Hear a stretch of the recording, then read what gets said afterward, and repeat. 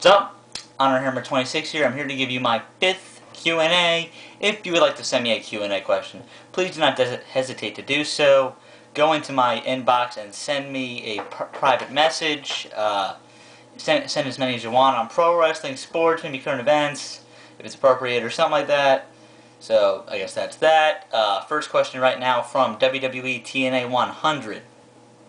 Which 5 WWE or TNA wrestlers do you think should have retired a long time ago? Scott Steiner, Kevin Nash,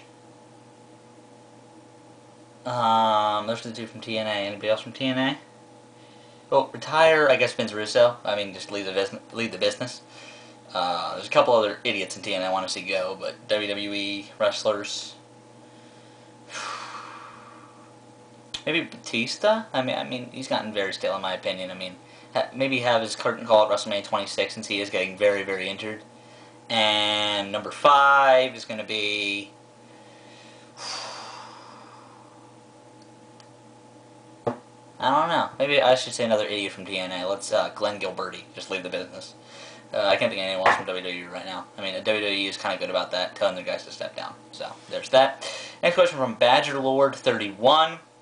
Who do you think Matt Hardy will get another world title run? I guess you mean ECW title is a world title. By that, I say he could be. He could have been a possible challenger for CM Punk right now, but to get it to The Undertaker. And he also, if he could hold that belt and be serious as a #1 contender and then the champion, I would love to see it. I didn't think that Jeff Hardy could have been a good world champion until I actually gave him the belt, and he was a good world champion, so I'll give Matt Hardy that same chance. But I want him to be a credible champion, just not like, okay, because Jeff is in the WWE, is no longer in the WWE, and he was our money guy, so we'll give you that. Just don't do it that way. Next question from Badger Lord 31. Do you think that Legacy should split? They're going to do it anyway. If you've read some of the things, I've heard that Ted DiBiase is going to turn on Cody Rhodes at Hell in a Cell, or turn on Randy Orton at Hell in a Cell. Sorry about that spoiler alert, but I'm actually really excited about what they're going to do with Legacy there. But, as a tag team, Rhodes and DiBiase should maybe not split, maybe turn both of them face, but I guess they can split. I mean, DiBiase and Rhodes are both good performers, and maybe 2 or 3 years down the line could be main eventers. Definitely DiBiase, because I think he's the better of the two. I think WWE also realizes that. But both of them need to get away from Orton to get a little spotlight on their own, and I agree it should happen soon.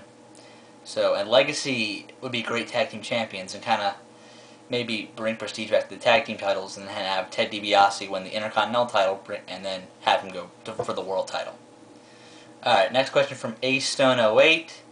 Could you see Delirious and the Colony getting over in the WWE? Delirious, I could definitely see getting over in the WWE. He's a masked wrestler and could sell a lot of kids' merchandise, especially now that Rey Mysterio is out, and kids kind of, through the grapevine, they kind of hear that he did drugs, so they're kind of looking for another guy like that, and Delirious could definitely make that fix. The Colony, I say only Fire Ant, or maybe Fire Ant and Soldier Ant. If you don't know who the Colony are, they are a stable in Chikara Pro Wrestling, and the Colony would be a little harder because they are so gimmick oriented, and maybe kids would buy into it, but I don't think, and some of the diehards would, but I don't think they can get completely over with their gimmick. That's just me. I mean, they are all great wrestlers. Well, I haven't seen all that much of Green Ant, but Soldier Ant and Fire Ant are both good wrestlers, so maybe just the 2 of them. Alright, next from The Wrestling Hero 09. Do you think ROH fans overreacted by calling Bryan Daneilson a sellout? Honestly, I think LV5454 said this, but I think you're a sellout for calling Bryan Daneilson a sellout. Here's why. What is there left? I said this in my Bryan Daneilson video. What is there left for him to do in the Indies? There's like nothing left for him to do. And the WWE is the next place for him to go. Same with Nigel. And, I mean, I think I said this in my, I think I said this in the video as well, that if Bryan Daneilson gets over with the WWE, or Nigel McGuinness gets over with the WWE, some fans are going to want to see more of them, and they're going to check out Ring of Honor and get into independence, and that's only going to do good for Ring of Honor, in my opinion. And also, Ring of Honor and the Indies are very suited right now to lose them, or the best suited that they've ever been in the past 5 years to lose both of those men, because Nigel is just coming back from injury, and Dragon hasn't been working with a contract with any company since late May. So, there's that. Again, from the Wrestling Hero 9, since Dragon is leaving, who should get his push? Chris Hero. Well, here should be ROH's main event. I'm going to say 5 guys should be in ROH's main event. Chris Hero, Austin Aries, Tyler Black, Davey Richards, even though he's in tag team, I'll kind of have him go to the main event. And there's another guy. I'm going to say Claudio Castagnoli. He might be leaving for the WWE. He's rumored maybe he's the next guy to go. That's actually a question coming up in this Q&A, maybe for the next one or the next this one and the next one.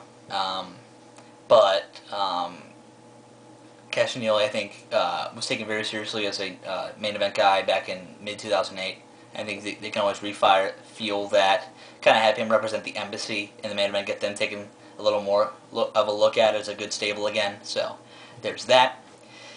Next, the final question from the Wrestling Hero 9. What do you think of William Regals' new stable of him, Ezekiel, and Vladdy? I don't watch enough of ECW to get a ton of an opinion on them, honestly, since most of my favorite guys on ECW are no longer there. But I can see William Regal maybe giving some pointers to Ezekiel and Vladdy, because they both aren't all that good in ring. Well, Ezekiel's better than Vladdy, or Vladimir Kozlov, not Vladdy, but whatever. Regal definitely is the leader and definitely should be the leader of that faction. But I don't see this faction lasting all that long. I mean, there's 3 guys that WWE likes as singles competitors in there, so I see maybe a breakup coming up and having a kind of a storyline in ECW, which I wouldn't honestly really want to see, because I think that if Regal doesn't win those feuds, then that's really stupid.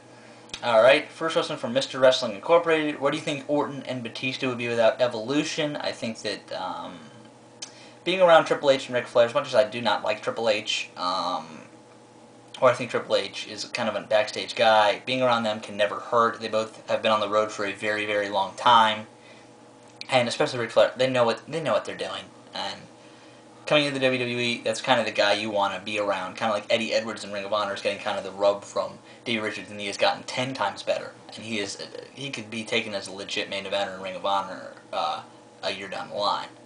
So Orton and Batista are I think are very grateful that they got that opportunity to be in Evolution and work with Flair and Triple H as soon as they got on camera. So that's or pretty soon afterwards. Next question from Mr. Wrestling Incorporated. Who else do you think WWE should or will pick up from Ring of Honor? I'm going to say 2 names that they should and should pick up. Those 2 names are Castagnoli, Claudio Castagnoli, and Delirious, for the reasons I've said earlier in the video. Castagnoli did actually work for WWE at one point, but had problems with his work visa, so they released him. And Delirious is going to sell a lot of kids' merchandise.